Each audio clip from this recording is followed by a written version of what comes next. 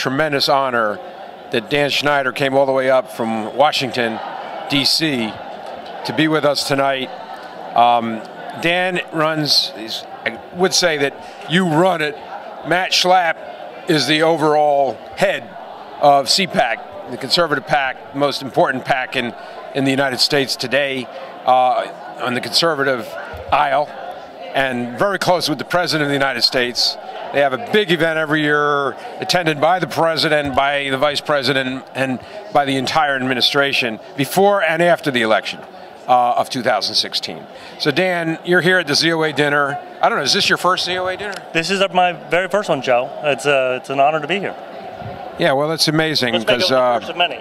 First of many to come, and we have at least, I guess, 6 more years with the President. So I hope that we have at least 6 more years here, and it gets even bigger and better. Maybe they'll bring the President next year. Well, look, ZOA has outlived 30 presidents or 20 presidents, maybe. So it's going to continue on for years. Yeah, well, Mort and I, of course, grew up together, so we're very close. And he's done an incredible job. And bringing, of course, the National Security Advisor, John Bolton, tonight is just incredible. And John, what did you think of John's speech? So Ambassador Bolton was on my board for a number of years until he became the National Security Advisor. It was the finest speech I've ever heard him deliver. He has spoken numerous times at CPAC. We're planning on having him back again. But the list of accomplishments of this administration, of course, I'll do credit to the President and to Ambassador Bolton for driving forward this agenda. It was really stunning. The list went on and on and on, and you know that's a list that of dreams that ZOA has been pursuing for years, and now those dreams are coming to fruition. Yeah, let's get into that in detail, because all of us have worked for years to try to, let's say, finally defund the PLO because they were using money to pay terrorists, and they still, make martyrs out of their terrorists. They still have their textbooks that obviously call for the destruction of the State of Israel. I mean, that's just one of many items that he touched upon tonight. The United Nations, obviously, the United Nations he really ripped into, and thank God that he did. He had Ambassador Danny Danone here, so maybe he concentrated on the work that he has done to make sure the United Nations know very, very well that there's a new sheriff in town. Oh my goodness! I'm sure many of your viewers have seen the commercials on the Palestinian version of Sesame Street. These commercials where little kids are taught to hate and they're taught to kill Jews, and the world stays silent about these sorts of things. It's the sort of anti-Semitism that is sanctioned, that is allowed in this world. It is finally starting to come to an end. But let me just go back to this idea that we've had this laundry list of ideas that we've wanted to pursue. Many of them to stop bad things, but now we are it's no coincidence that on Israel's 70th birthday, the modern state of Israel, that we are now turning the tables. It's no longer just a defensive move. We are now on the offensive. How can we promote a positive world for Jews? How can we actually have positive victories, not just defeating the enemies, but winning over and scoring points? That's got to be the next agenda. Well, in that regard, he didn't touch upon it really too much. I did ask him about it beforehand as Judea and Samaria. It is about time that, and I did ask a number of people in the administration for the President on his next visit to visit across the Green Line. Yes. You're talking about victories and not just defeats of our enemies. This would be a huge victory. Yes. Last summer I was in a settlement overlooking Jericho, and I got to see a moonrise on the desert, one of the most beautiful scenes I've ever seen in my whole life. And looking down at Jericho, and it just struck me. It took a miracle the first time for Jericho to be part of ancient Israel. It'll take a miracle again for Israel to be a completely unified and peaceful place, but God is good. And I believe that we will see a peaceful Israel, and it'll only be by the grace of God. Yeah, well, I agree. By the grace of God, we've gotten thus far, and hopefully a lot further. But we have to do our part. Promoting Judea and Samaria, I think, should be on the list that is. Listen, President G.W. Bush did write the letter. It was a side letter to Ariel Sharon when he was Prime Minister. That letter has never been made public.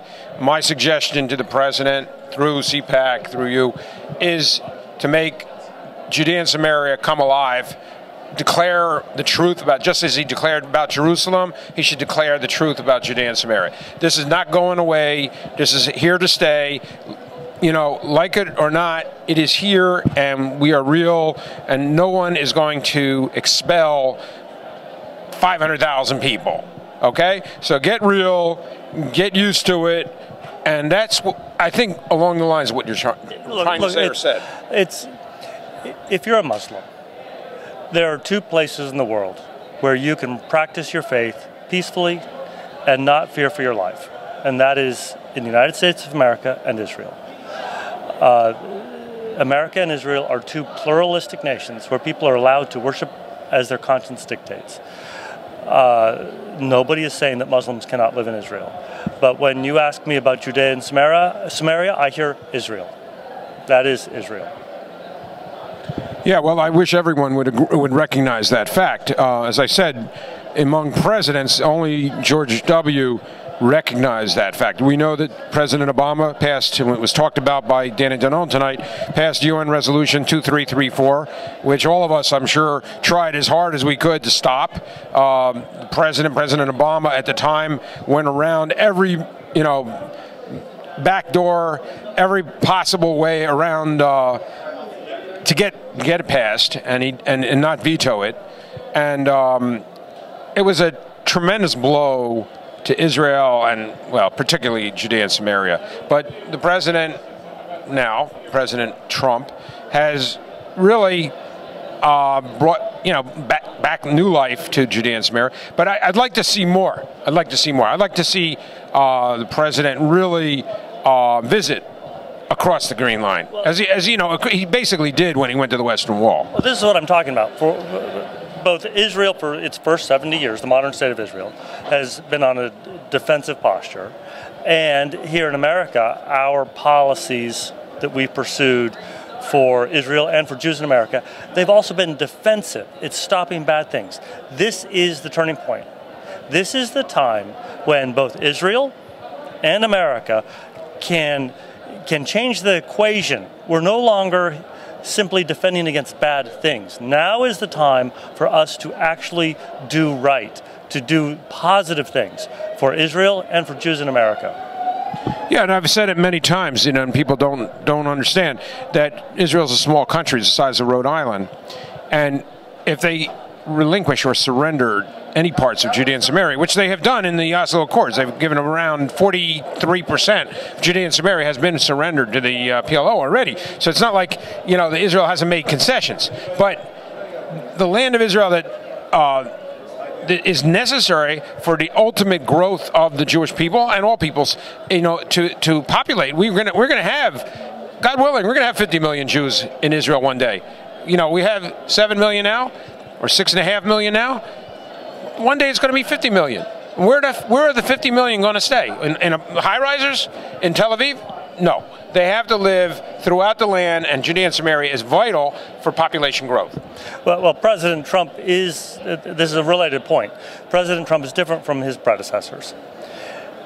So many times presidents have believed that if they just give a little bit, and this is true for both presidents in Israel, in America, and the leaders in Israel. If we just give a little bit, maybe we give a little more, maybe we get some peace.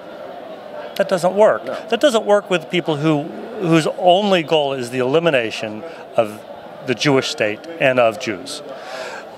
President Trump understands this. This is the only, and Ambassador Bolton too. Ambassador Bolton is the one who's coined the phrase that weakness is provocation. If you are weak, you will provoke attack. So both the president and his national security advisor, John Bolton, understand we have to take a strong stance. Now is the time to say Judea and Samaria. That is Israel. It is That is not a separate location. That's not a separate place. It's Israel. Dan Schneider, we can't thank you enough. Keep up the great work.